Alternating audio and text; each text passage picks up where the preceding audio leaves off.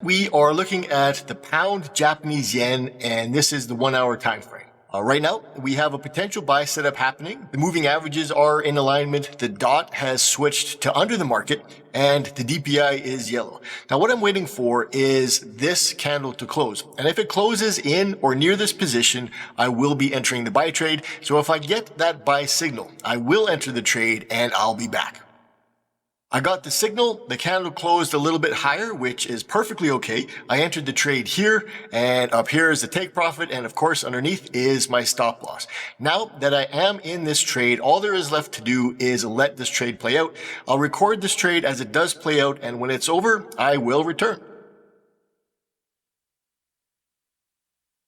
I have returned, and this trade was really nice. We got the full profit on this one, and if I measure it, we can see that it's for about 75 pips. For this trade, that amounted to $1,160.23. This was yet another successful trade using the RRM system. Thank you for watching, and I will see you in the next live trade video.